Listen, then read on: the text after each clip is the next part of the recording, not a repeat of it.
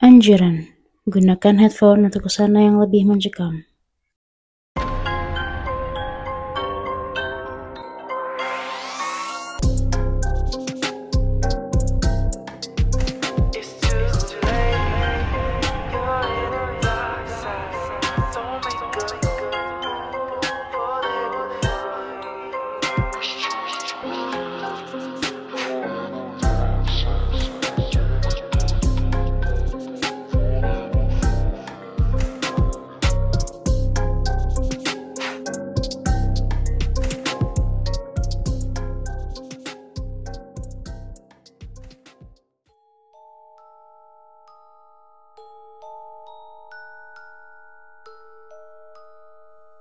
Hai Tigarans, ketemu lagi dengan kita di episode terbaru yaitu season keempat episode yang ke-9.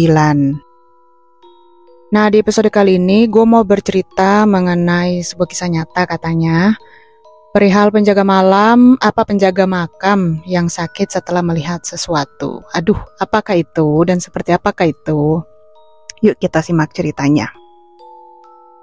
Kehilangan pekerjaan selama pandemi membuat Ali stres, apalagi usahanya mendapatkan pekerjaan baru tidak berhasil. Karena tak ada lagi yang bisa dikerjakan, Ali akhirnya memutuskan untuk pulang ke kampung halamannya. Di kampung halaman, Ali diberitahu kenalan kalau ada lowongan sebagai penjaga kuburan atau biasa disebut juru kunci makam. Disinilah awal dari cerita horor berdasarkan kisah nyata tersebut. Pada awalnya, hati Ali berat menerima tawaran itu. Namun mengingat perlu menanggung istri dan anak yang berusia 2 tahun, dia setuju melakukan pekerjaan itu. Ali menyewa sebuah rumah berdekatan dengan kawasan kuburan. Meskipun ada rasa takut karena menjaga kawasan tersebut, namun dia menganggap tugasnya itu tidak sulit seperti yang diperkirakan. Tugasnya mudah, dia hanya perlu memastikan tidak ada orang luar yang masuk ke kawasan kuburan dengan niat tidak baik, seperti pengedar narkoba, penjudi, atau pengamal ilmu hitam. Memastikan tidak ada orang yang mengganggu kuburan. Biasanya Ali akan beronda sebanyak 3 kali pada waktu siang dan 2 kali pada waktu malam. Alhamdulillah tak ada kejadian aneh yang terjadi. Bagaimanapun, Ali tetap ketakutan apabila melihat kelibat seorang perempuan berbaju kurung warna hijau dan berselendang hitam. Perempuan misterius itu duduk di tepi sebuah makam ketika Ali melakukan ronda pada pukul 9 malam. Tanpa curiga apa-apa, Ali memberhentikan motornya dan memerhatikan perempuan itu, mengingat lokasi makam itu terletak agak jauh ke dalam. Ali melihat sosok perempuan berbaju kurung dan berselendang sendirian di kuburan. Begitu merasa ada yang memerhatikannya, perempuan itu bangun dan bergerak meninggalkan makam tersebut. Ketika perempuan itu berjalan ke arah saya, segera saya perkenalkan diri. Namun tak sepatah kata keluar dari mulutnya, kata Ali.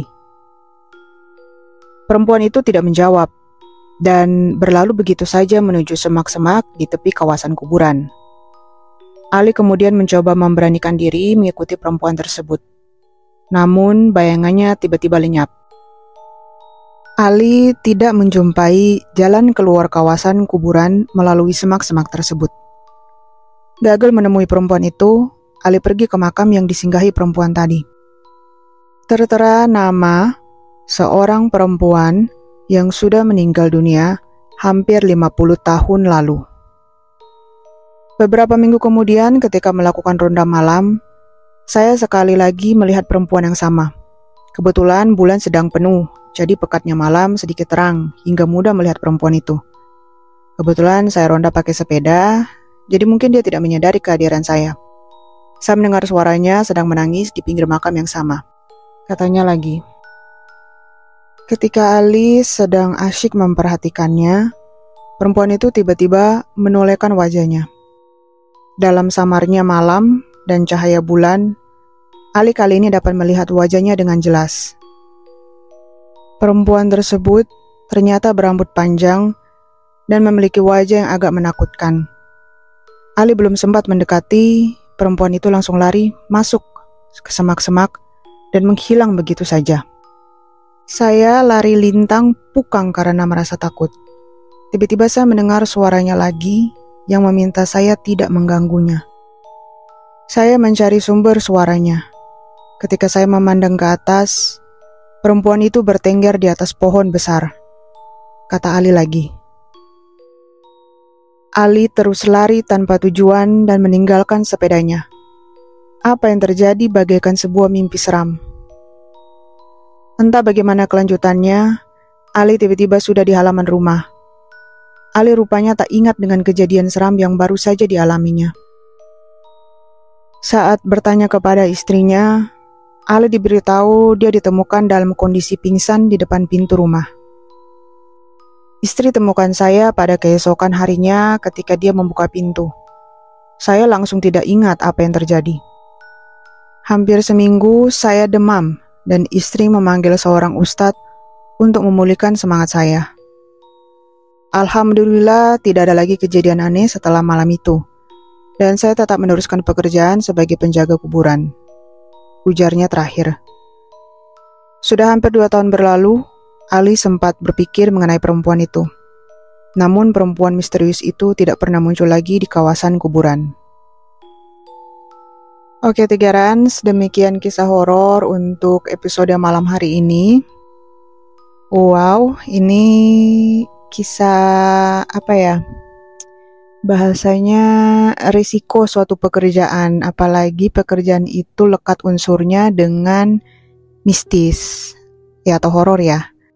Maka tidak dapat dipungkiri ya pasti sekali 2 kali, mau dia sering atau jarang, ya pasti akan ditemui lah kisah-kisah seperti ini ya. Tidak sengaja diganggu, sering diganggu, ataupun kita bahkan yang mungkin dianggap mengganggu mereka, yaitu bisa saja terjadi. Tapi balik lagi, apapun bentuk jenis pekerjaannya, selama itu sifatnya masih halal, ya kita patut syukuri, dibawa dalam doa aja, dibawa dalam iman dan kepercayaan, supaya hal-hal gaib itu berkurang setidaknya, atau ya syukur-syukur kalau tidak pernah kejadian. Karena bagaimanapun bisa dibilang kita berbagi dunia gak sih dengan mereka? Hanya berbeda alam aja, jadi beda suasana juga. Kita yang si kasat mata, mereka yang si tidak kasat mata. Rata-rata ya, dari yang sering-sering gua baca, atau yang sering-sering gua dengar, kayaknya itu agak umum ketika yang di alam mereka atau mereka sih tak kasat mata itu sering banget memberikan semacam aba-aba atau semacam pemberitahuan gitulah kalau tolong dong jangan ganggu dunia kami gitu, jangan ganggu alam kami. Nah kira-kira seperti itulah. Jadi manusia jadi identik dengan yang mengganggu mereka si tak kasat mata di alamnya. Dan ya kalau mau ditelisik lebih jauh dari beberapa cerita, ya memang kadang-kadang memang manusia yang mengganggu. Ujuk-ujuk masuk ke tempat mereka yang sudah berpenghuni lebih dulu, ya kan? Suka gak izin, suka gak sopan, suka gak jaga santun, ya kan? Suka bikin rusuh, suka bikin ribut, macam-macam deh. Jadi ya sebenarnya apapun kegiatan atau aktivitas kita, apapun itu ya, termasuk pekerjaan ataupun non-pekerjaan, organisasi dan lain-lain, selama kita datang ke tempat yang sebenarnya sudah bertuan tak kasat mata, sebenarnya ada baiknya kita itu minim-minim izin gitu lah. Selebihnya bisa dengan jaga sikap, jaga tutur kata, jaga kelakuan, ya kan, jaga sopan dan santun. Sip, Tigarans, itu aja akhir kata dari gua. Nanti kita ketemu lagi di episode berikut yang akan dibawain oleh rekan gua. Tetap dengerin terus Tigaran ya. Dan jangan lupa kasih komen atau kasih saran ke kita. Oke? Penghujung kata, gue mau sampaikan selamat menjelang Hari Raya Idul Fitri bagi teman-teman Tigaran yang merayakan. Sampai jumpa kembali dan jangan lupa berdoa kalau udah mau tidur. Bye-bye.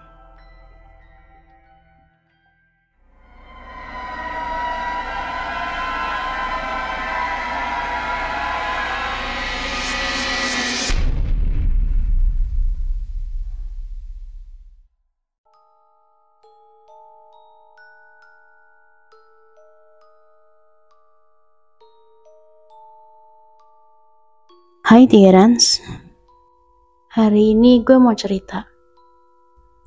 Langsung masuk aja ya ke ceritanya. David, warga Palembang, menceritakan kisah horor. Cerita ini adalah kisah nyata yang dialami pribadi oleh David, yang dialami pada tahun 2019 lalu. Ceritanya saat itu David pulang sehabis nongkrong bersama teman-temannya.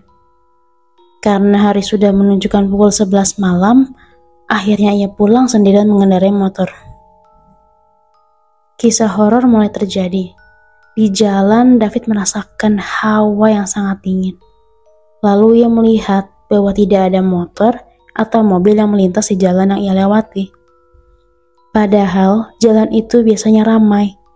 Bahkan warung-warung pinggir jalan yang biasanya buka sampai dini hari, tetapi tidak halnya dengan malam itu. Meski merasa aneh, ia tetap fokus mengemudi. Nah, untuk sampai ke rumahnya, jalan rumah David ini melewati hutan.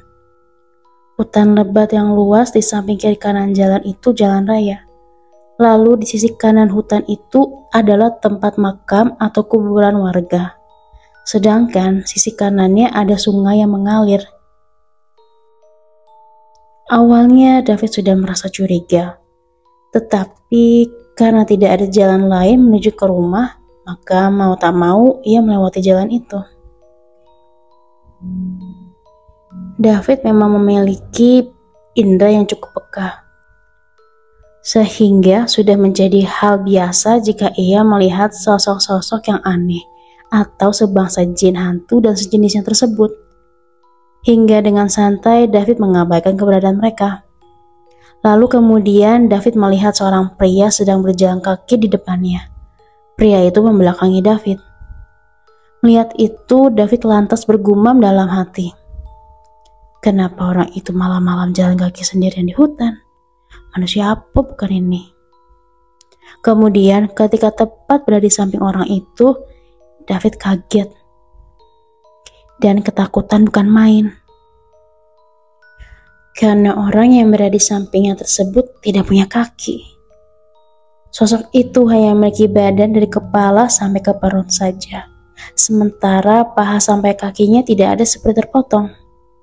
Jadi badannya pendek, lalu perutnya langsung nyentuh tanah atau jalan. Jangan dibayangkan ya guys, serem. Tidak hanya sampai di situ, wajah sosok itu dipenuhi darah dan keningnya seperti terdapat luka bacok. David yang melihat secara langsung bergetar seluruh badannya. Karena seumur umur baru kali ini ia menemukan makhluk yang seperti itu. Tapi tidak lupa ia pun terus beristighfar sembari terus melajukan motor. Belumlah hilang rasa takutnya, tiba-tiba David dikejutkan dengan sosok wanita yang mendadak menyeberang di depannya. Bahkan hampir menabrak orang tersebut.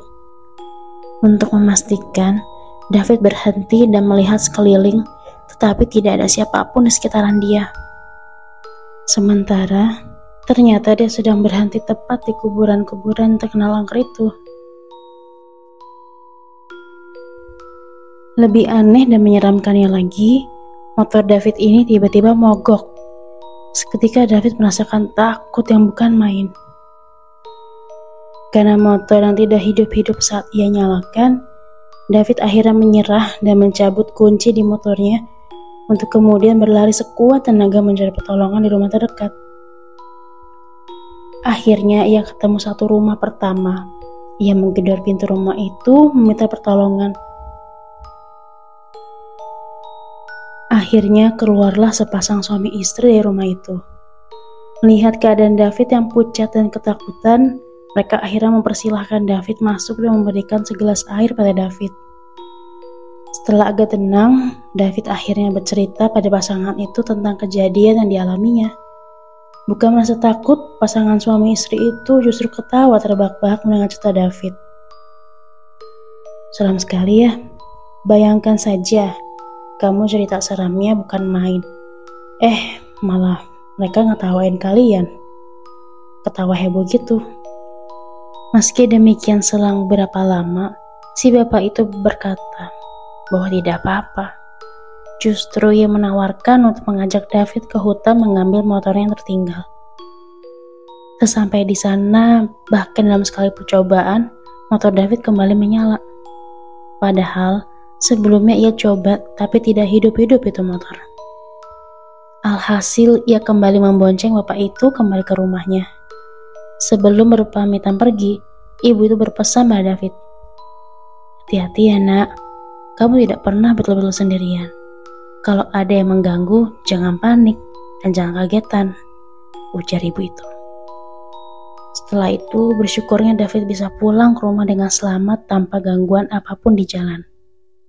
Namun, anehnya, David menemui bahwa baju yang ia kenakan tadi telah basah kuyup seperti habis menyembur ke kolam air. Ia pun memilih mengabaikan hal itu dan memilih tidur saja. Nah, keesokan harinya, David merasakan sakit di seluruh badannya, sehingga ia memilih istirahat di rumah dan tidur.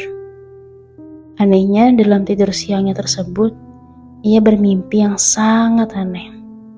Diceritakannya bahwa di mimpi itu, ia seperti berada di tengah rel kereta api di hutan dan suasananya ramai seperti di pasar.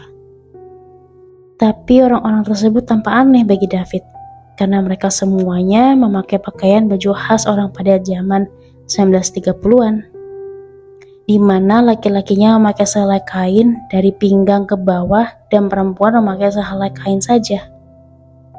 David yang penasaran berusaha menyapa mereka dan tidak ada seorang pun yang menyaut, seolah-olah mereka tidak menyadarkan keberadaan David.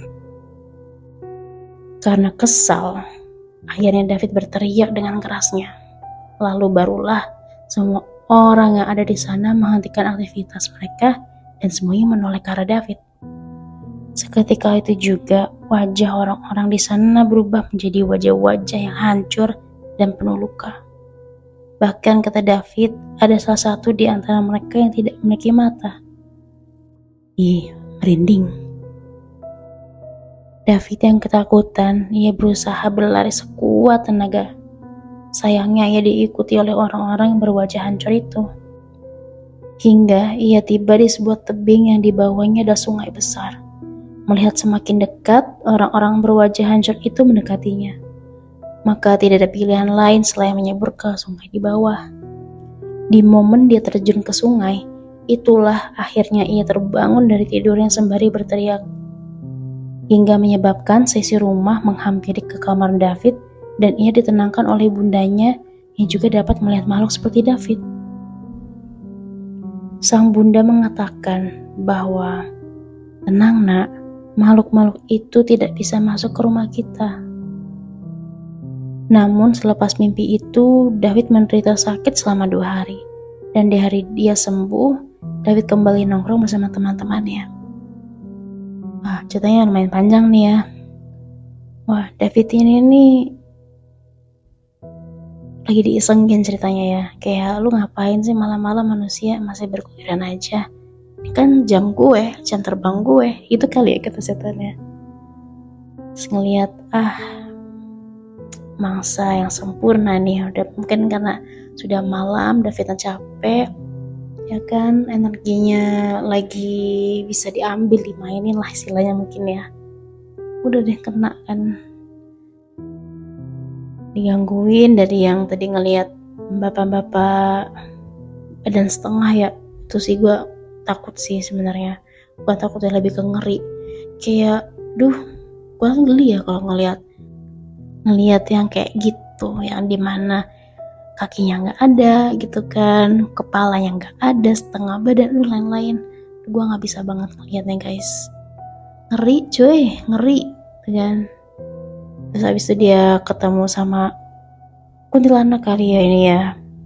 Ya kan yang kayak nyebrang, sosok yang mau nyebrang hampir ketabrak. Terus tadi perempuan katanya kan sosoknya, ya siapa kalau bukan kuntilanak sih. Udah dibantuin sama sepasang suami istri. Mungkin yang sepasang suami istri ini udah nggak asing kali ya. Kayak mungkin ini udah kesekian orang yang kena gitu sama si makhluk-makhluk ini. Udah tahu, udah hafal. Terus juga tadi di akhir sebelum akhir cerita ya, katanya si David sempat dimimpiin. Ini pas banget nih pembahasannya nih. Gue bukan sempet ya, tadi nih gue ke rumah saudara gue, ke rumah gue yang tahu hal gitu-gitu ya. Itu baru cerita. Gue kan nanya tuh kalau orang mimpi itu tuh gimana sih gitu kan, maksudnya itu beneran mimpi atau enggak gitu kan. Ini gue cuma share aja ya. Yang beliau katakan adalah apa yang kayak mimpi apa, bunga-bunga mimpi apa sih bahasanya tuh, itu sih bukan mimpi tapi kayak ruh kita. Udah gue gak ngerti nih gimana ngejelasinnya ya. Jadi ruh kita itu kan nempel sama bumi ya, lantai tanah itulah. Ketika kita tidur kan berarti telapak kaki kita tuh udah gak nempel sama bumi kan. Ketika kita tidur, ruh kita itu malah bangun. Nah, kalau ruh yang enggak bahasanya ya, yang enggak teratur, enggak terdisiplin kali ya, enggak terarah, itu ruh kita tuh bisa pergi kemana aja dan enggak jelas itu. Jadi kayak free, mereka bisa kemana aja, enggak ada tujuan segala macam. Sedangkan kalau sudah terarah, udah tahu tujuannya tuh mau kemana. Kayak misalkan contohnya nih, kayak lu kalau ngomong, gue semalam mimpiin orang tua gue nih yang udah meninggal, mimpiin bokap atau nyokap, itu berarti roh lu itu diarahkan, diarahkan untuk ketemu sama roh orang tua lo. Itu kalau misalkan emang diizinkan oleh Allah ya. Atau mungkin ya gue mimpiin kakak gue nih, berarti ruh lo sama ruh kakak lo itu emang ketemuan, emang janjian itu kali ya. Nah, terus gue tanya kan, kok misalkan kita mimpi buruk nih, kayak contohnya ketemu sama hantu lah atau apalah, itu apa ya berarti om? Tau gak kata beliau apa? Berarti roh lu itu lagi diisengin sama jin katanya. Terus gue kayak, wah gila, kemarin roh gue berarti diisengin tuh sama si jin. Serius deh, serem banget mimpi gue cuy. Mungkin menurut kalian gak serem, tapi menurut gue tuh serem. Kayak aneh aja, out of nowhere gue mimpiin nenek siapa coba kan. Ya, itu cerita di lain waktu ya. Gitu guys, jadi kalau misalkan kalian mimpi yang aneh-aneh, itu berarti emang roh kalian tuh lagi diisengin sama setan, sama jin. Nah, makanya ya jangan lupa banyak sholat, banyak doa, banyak wirid segala macem. Kalau ada sanatnya ya. Ya kayak gue nih, banyakin. Ya self reminder aja sih ini ya. Oke, mungkin sampai di sini cerita horor pada episode berapa 10 ya ini ya. Jangan lupa untuk subscribe dan follow Twitter, Instagram, YouTube ataupun Spotify-nya 3 Rans, podcast 3 Rans.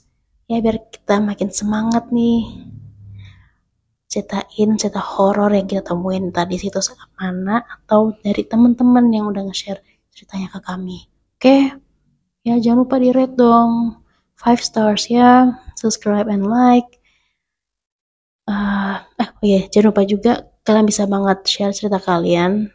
Ada di linknya 3 Rans tuh, klik aja tautannya ya. Oke. Sampai bertemu di episode selanjutnya. Bye bye.